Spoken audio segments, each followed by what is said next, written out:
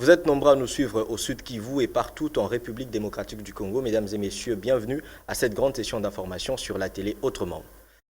Après 2 jours passés à Lubumbashi, le couple royal belge a foulé le sol de Bukavu dans le Sud Kivu ce dimanche 12 juin. Ils ont effectué une visite à l'hôpital Panzi pour s'imprégner du travail noble abattu quotidiennement par le docteur Denis Mukwege, prix Nobel de la paix et défenseur des droits humains spécialisé dans l'accompagnement et le traitement de femmes victimes de violences sexuelles dans les conflits armés. Cette visite du roi belge au Sud Kivu s'inscrit dans le cadre du vaste registre de signes d'accompagnement dans les cadres que le Royaume de Belgique témoigne en faveur du docteur Mukwege, fondateur de l'hôpital de Panzi. Et à l'issue de l'arrivée du roi de Belge au Sud Kivu, le prix Nobel de la paix, le docteur Denis Mukwege, a tenu un point de presse au cours duquel il s'est exprimé sur la guerre entre la RDC et le Rwanda et le rôle que peut jouer l'ancien colonisateur congolais dans ce conflit. Suivez. La Belgique, nous avons une histoire commune. On ne veuille ou pas, c'est notre histoire. La Belgique a une expertise sur l'économie. Et l'expertise de la Belgique est indéniable. Et je crois que cette histoire commune, le fait qu'il y ait une expertise, donne aussi à la Belgique une certaine responsabilité par rapport au Congo.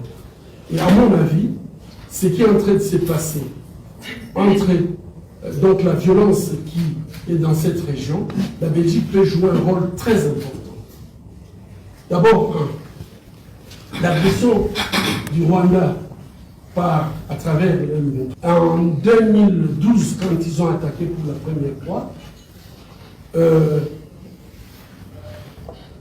monsieur le président des États-Unis, Obama, il avait appelé en public devant un journaliste le président rwandais pour lui demander d'arrêter. Et une semaine après, ce mouvement s'est replié au Rwanda. Et donc, cet appel téléphonique nous a donné la paix pendant 10 ans. Et donc, si le mouvement a repris, 10 ans après, il a repris de quelque part. Et donc, je crois qu'on ne peut plus continuer à faire la spéculation qui agresse qui. L'agression est claire, il faut la nommer.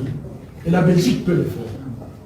Je crois que la deuxième étape que nous pouvons attendre de la Belgique et de l'Union européenne, puisque vous faites partie, après cette dénonciation par le président américain, il a décidé des sanctions. Ces sanctions ont été emboîtées par certains pays européens. Et on a vu les résultats. Je vous dis les résultats, c'est que ce mouvement s'est éteint pendant 10 ans. Et avec la crise ukrainienne, où ils ont espéré que tout le monde regarde l'Ukraine et ne peut pas s'occuper du Congo, eh bien, il y a une résurgence. C'est pas honnête.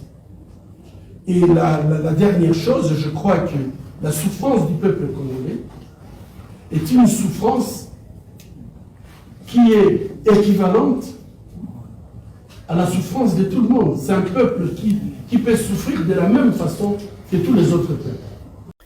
2 enfants tués, une école bombardée par les tirs de l'armée rwandaise sur le sol congolais, précisément à Biruma et Kabara, dans la localité de Kisigari, chefferie de Butcha, territoire de Rutshuru, au cours de la journée du vendredi 10 juin.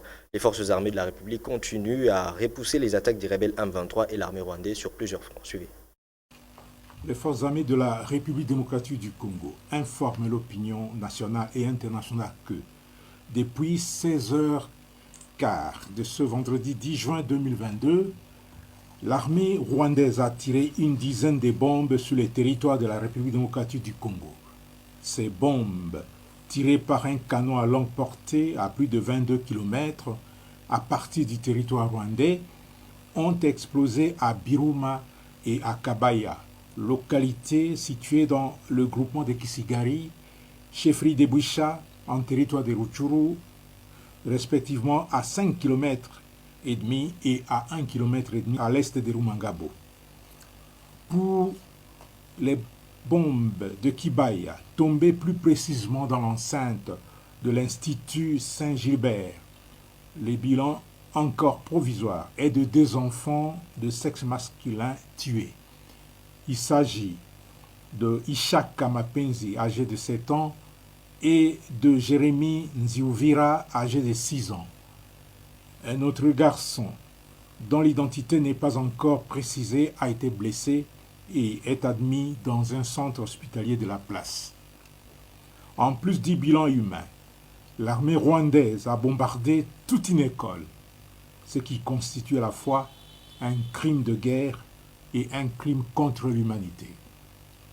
Rappelons que c'est à Biruma où 2 militaires des forces de défense du Rwanda, RDF, ont été dernièrement capturés le 28 mai 2022 par les forces de défense et de sécurité avec l'appui de la population qui résiste à l'agression de notre pays par le Rwanda.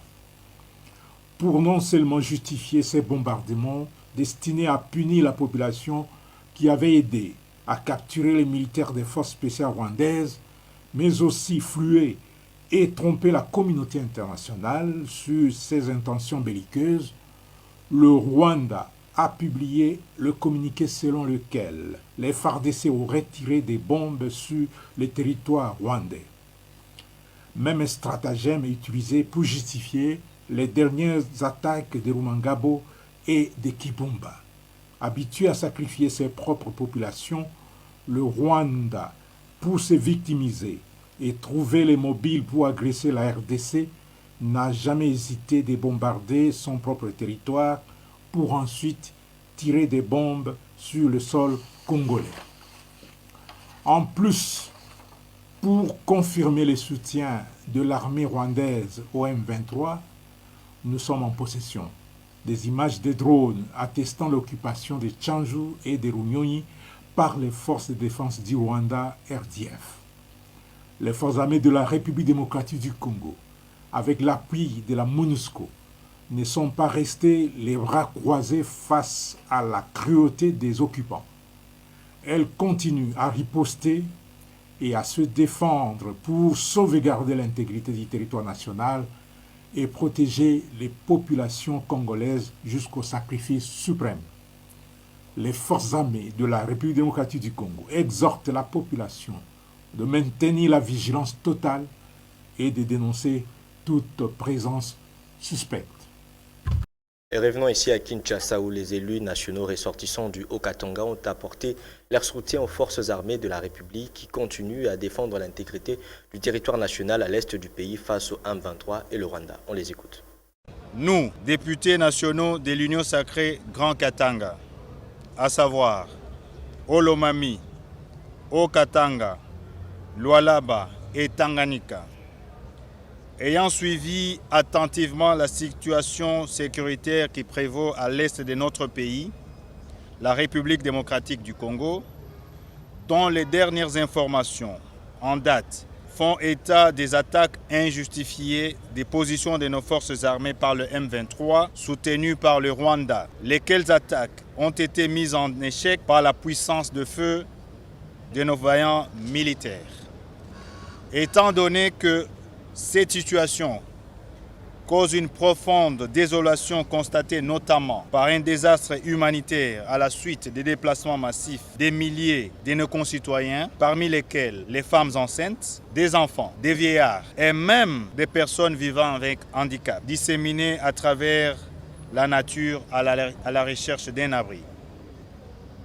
Face à cette énième agression du Rwanda, soucieux et attaché à l'intégrité territoriale de notre pays, la mère patrie, déclarons ce qui suit. 1. Affirmons tout notre soutien au président de la République, chef de l'État, son Excellence Félix Antoine Tshisekedi Tshilombo, pour ses multiples sacrifices consentis en vue de sauvegarder l'intégrité territoriale de notre pays. 2. Saluons la position du gouvernement de la République vis-à-vis du Rwanda par la prise des mesures fortes, notamment l'interdiction des vols de la compagnie Rwandair sur le sol congolais. 3. Saluons avec satisfaction et fierté la bravoure et la vaillance de nos soldats qui défendent valablement et âprement la patrie, la terre de nos ancêtres. 4. Demandons à toutes les forces vives de la nation d'apporter leur soutien au chef de l'État,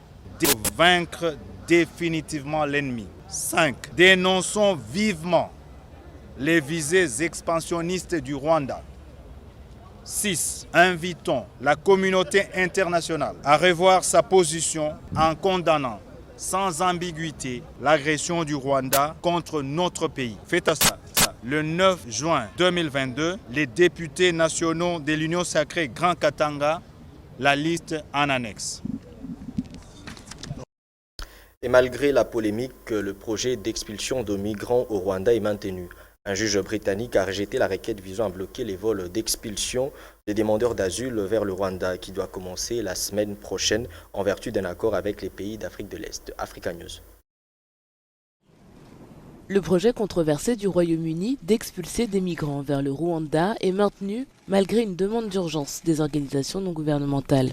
Un juge britannique a rejeté la requête visant à bloquer les vols d'expulsion de demandeurs d'asile vers le Rwanda qui doivent commencer la semaine prochaine en vertu d'un accord avec le pays d'Afrique de l'Est, estimant que les politiciens doivent gérer la politique d'immigration.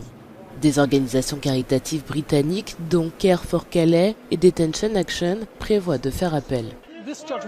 Ce jugement est dévastateur pour les réfugiés. C'est une politique brutale. Nous avons des réfugiés. Nous avons parlé à plus d'une centaine qui ont reçu ces avis qui disent qu'ils vont être éloignés de force du pays. Ce sont des gens qui sont venus, qui viennent de pays déchirés par la guerre, qui sont déjà traumatisés. Cela ne fait qu'ajouter à l'agonie et causer plus de traumatisme. C'est un scandale absolu. Malgré les critiques, des hébergements comme Hope Hostel à Kigali affirment être prêts à accueillir confortablement des migrants, ce qui n'apaise pas les militants des droits de l'homme.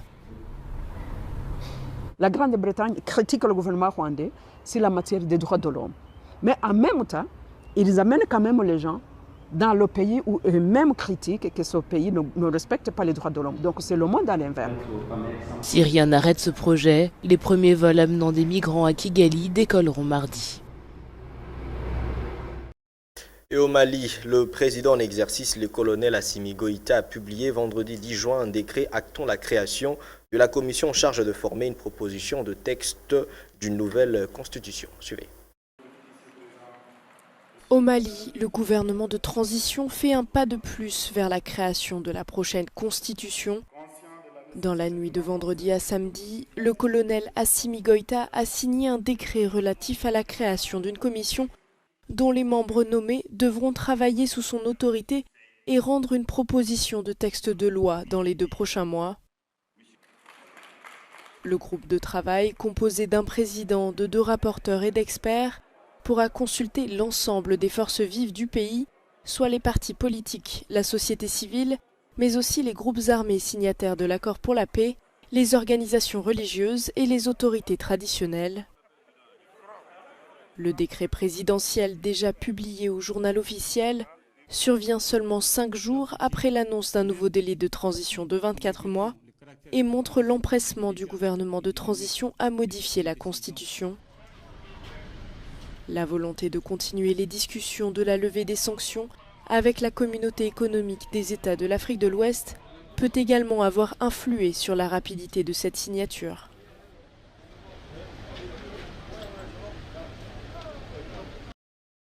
Et puis direction le pays de l'oncle Sam, où qualifié d'historique par le président américain Joe Biden, en clôture du sommet des Amériques, la déclaration de Los Angeles doit permettre d'harmoniser la lutte contre l'immigration clandestine. Cependant, ce grand rendez-vous diplomatique censé tourner la page des années du président Trump et ouvrir un nouveau chapitre dans les relations entre les États et ses voisins du Sud s'achève sur un bilan mitigé. Suivez. Le sommet des Amériques 2022 se clôture par la traditionnelle photo de famille et la signature d'une feuille de route sur l'immigration. L'enjeu était au cœur des discussions de l'événement organisé en Californie, alors que les flux d'exilés du sud au nord sont croissants sur le continent. Tous n'ont pas adopté le texte, mais les pays accueillant le plus de migrants ont signé. Avec cette déclaration, nous transformons notre approche de la gestion des migrations dans les Amériques. Chacun de nous signe des engagements qui reconnaissent les défis que nous partageons tous et la responsabilité partagée de tous nos pays. Colombie, Mexique, Équateur, États-Unis, Haïti ou encore Paraguay. Au total, 20 des 35 pays américains ont signé la déclaration de Los Angeles. Le texte repose sur 4 piliers, des voies d'immigration légales pour les travailleurs étrangers, Une aide aux communautés qui accueillent les migrants, une gestion plus humaine des frontières et des réponses coordonnées aux situations d'urgence. C'est une première, mais l'accord est non contraignant. La politique d'immigration de Washington a longtemps été focalisée sur les traversées illégales de sa frontière sud. Mais ces dernières années, les flux migratoires se sont diversifiés et intensifiés sur le continent. Vénézuéliens fuyant l'effondrement économique, réfugiés en Colombie, opposants politiques nicaraguayens exilés au Costa Rica, guerre des gangs en Amérique centrale, les crises se multiplient. La Maison-Blanche a annoncé une aide humanitaire de 314 millions de dollars à destination de ces migrants. Et puis revenons ici à Kinshasa pour parler musique. L'album royal du pasteur Moïse Mbié est sorti depuis la nuit du samedi 11 juin. Composé de 12 titres, cet album s'avère être un chef-d'œuvre artistique et à l'occasion un musée a été érigé pour permettre aux amoureux de la musique gospel de découvrir le 6e album du pasteur Moïse Mbié et le parcours de l'artiste.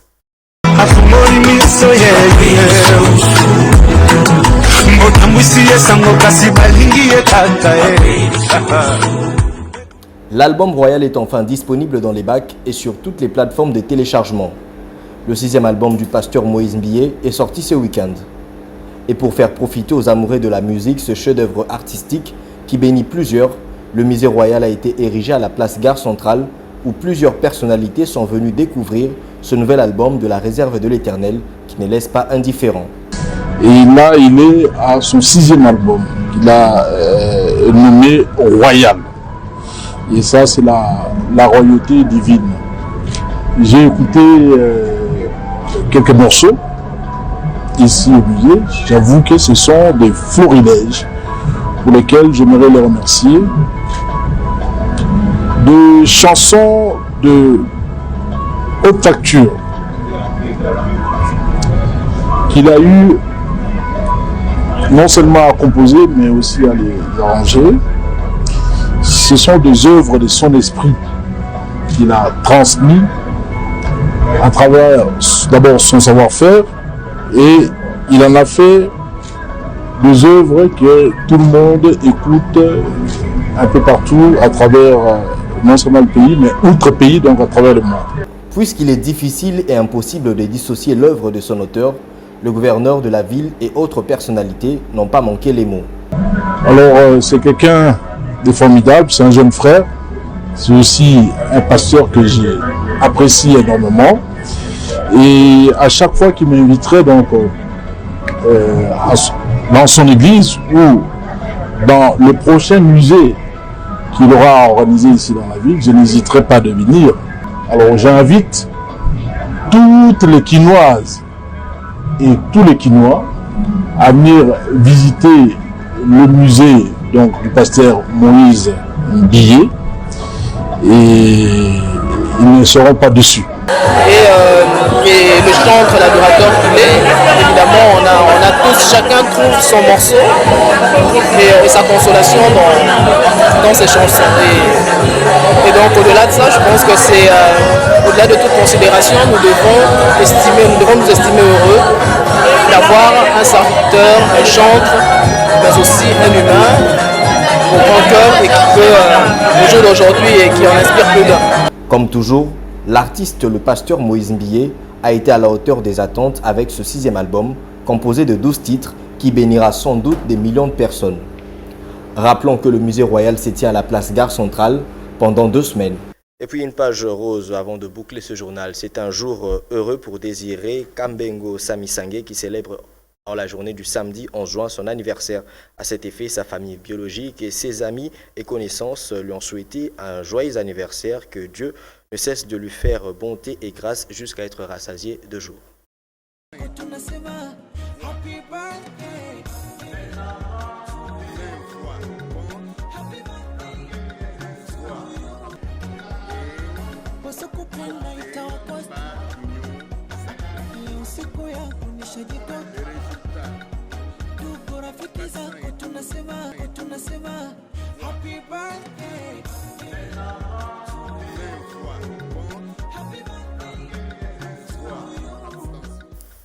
Et voilà, c'est par ici que s'achève cette grande édition du journal. Merci de l'avoir suivi. Retrouvez demain Arfalon Basakissa pour la grande édition. Quant à moi, je vous dis au revoir et à la prochaine.